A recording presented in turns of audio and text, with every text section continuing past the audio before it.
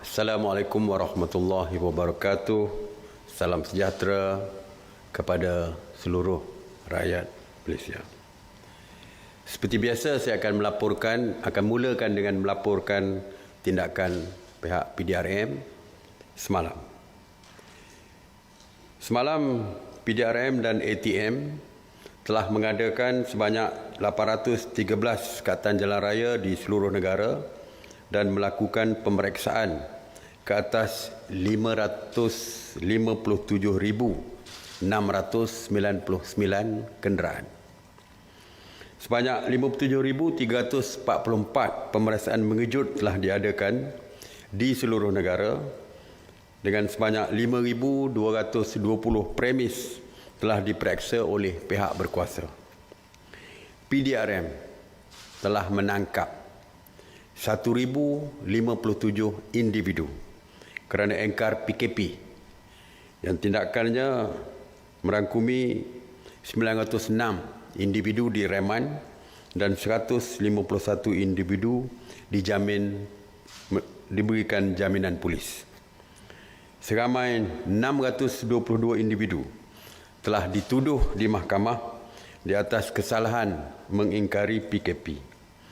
Jumlah tangkapan kumulatif engkar PKP sehingga semalam adalah seramai 12,074 individu. Tangkapan-tangkapan sepanjang PKP seperti yang saya telah maklumkan adalah dibuat mengikut Akta 342 iaitu Akta Pencegahan dan Pengawalan Penyakit Berjangkit 1988 dan juga akta-akta lain yang berkaitan iaitu kanun keseksaan. Semalam ada yang menulis yang mengatakan bahawa pihak polis tidak mempunyai kuasa untuk mengambil tindakan terhadap pesalah-pesalah ini dan pihak polis tidak mempunyai kuasa untuk mengeluarkan waran dan sebagainya. Saya ingin memaklumkan bahawa tindakan polis adalah berdasarkan Akta 342 dan Seksyen 3.1 Akta tersebut jelas mengatakan Menteri Kesihatan boleh melantik mana-mana orang yang sesuai menjadi pegawai yang diberi kuasa untuk menahan mereka yang engkar dan sebagainya.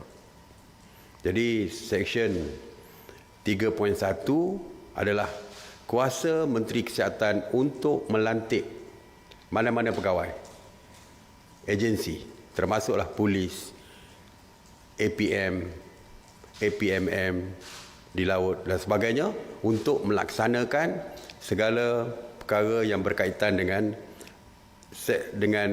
Akta 342 termasuk peraturan-peraturan di bawah Akta 342. Malah Seksyen 3.2 juga menyebut seorang pegawai diberi kuasa untuk bertindak dalam bidang kuasa dan kewajipannya di bawah akta ini dan ianya disifatkan sebagai penjawat awam dan segala kesalahan mengingkari perintah pegawai awam boleh dihukum di bawah akta ini dan juga di bawah kanun keseksaan.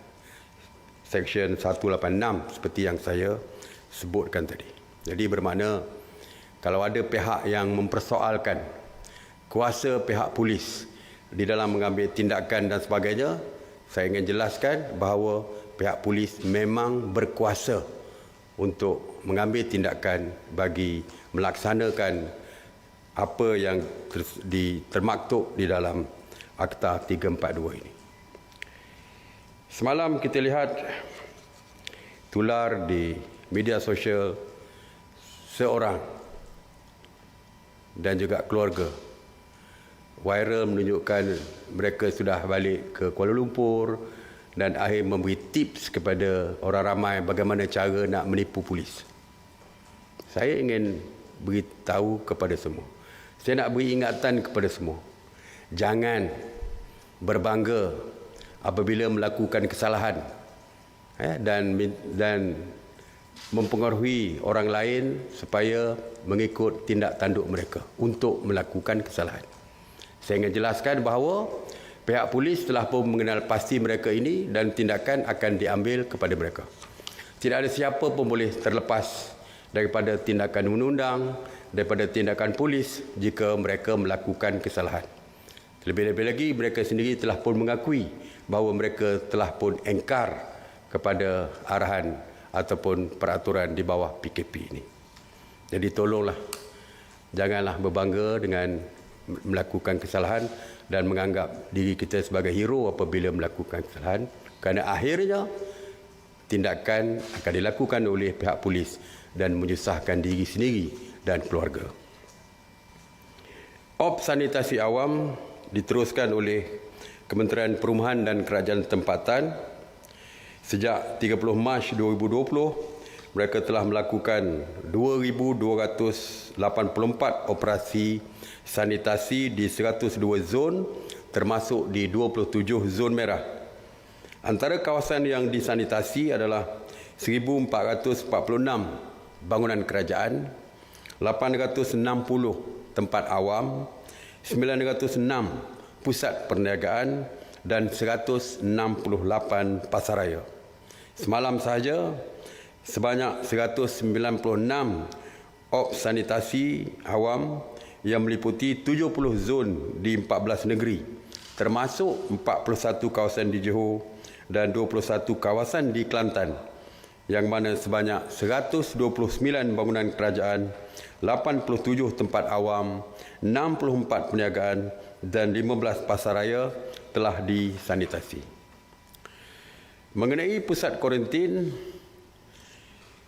sebanyak 185 pusat kuarantin telah beroperasi berbanding dengan 180 pada hari sebelumnya, yang mana 16,391 individu sedang menjalani proses kuarantin wajib.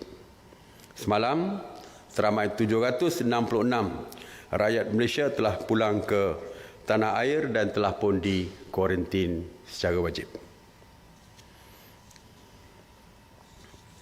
Seperti yang saya umumkan semalam, bahawa mesyuarat khas menteri-menteri serta mesyuarat khas MKN telah pun memutuskan bahawa kita tidak membenarkan sebarang bentuk perniagaan berkaitan bazar atau gerai, termasuklah di dalam bentuk pandu lalu ataupun tempah dan ambil. Semalam saya dah umumkan, tetapi banyak kekeliruan tentang perkhidmatan e-hailing. Saya ingin maklumkan bahawa di negara kita mempunyai lebih daripada 40 syarikat yang menyediakan e-hailing ketika ini. Dan saya ingin tegaskan bahawa 40 lebih syarikat itu dibenarkan terus beroperasi. Ini tidak termasuk juga penghantar makanan di restoran-restoran fast food ataupun restoran makanan segera ini.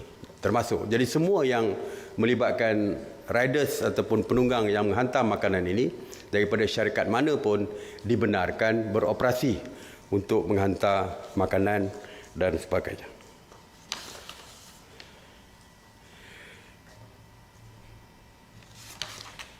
Walaupun bagaimanapun kita faham 40 syarikat lebih ini yang besar ini mungkin tidak ada di bandar-bandar kecil.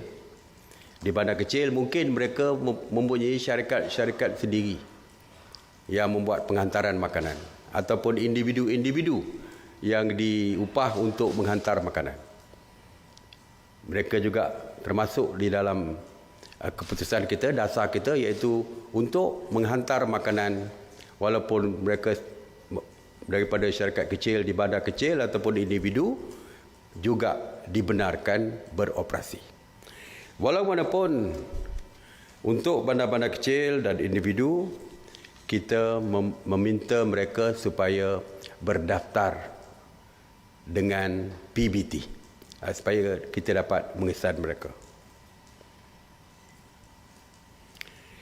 Mesyuarat juga memutuskan demi menjaga keselamatan penghantar makanan ini, kita memutuskan supaya mereka mesti menjalani saringan kesihatan. Dan saringan kesihatan boleh dilakukan di mana-mana, di klinik kesihatan ataupun di klinik-klinik swasta di daerah masing-masing. Tetapi kita mahu menjaga kesihatan mereka sebab kita tahu mereka adalah orang yang akan menghantar direct secara terus makanan kepada pelanggan mereka. Tentulah akan berlaku keadaan bersemuka di antara mereka dan pelanggan-pelanggan yang memesan makanan. Jadi untuk menjaga kepentingan mereka, kita minta supaya semua mereka disaring kesihatan mereka. Jadi Kementerian Pengangkutan misalnya akan mengeluarkan arahan kepada lebih daripada 40 syarikat yang mengendalikan operasi e-hailing ini, manakala KPDN HEP akan mengarahkan syarikat-syarikat fast food ini ataupun makanan segera ini untuk memastikan penghantar makanan di bawah mereka juga melalui saringan kesihatan. Jadi itu sajalah yang saya nak sebut hari ini. Terima kasih. Saya juga seperti biasa memberikan nasihat terus tinggal di rumah bagi memastikan keselamatan diri, keluarga dan masyarakat. Stay home, stay safe. Terima kasih. Assalamualaikum warahmatullahi wabarakatuh.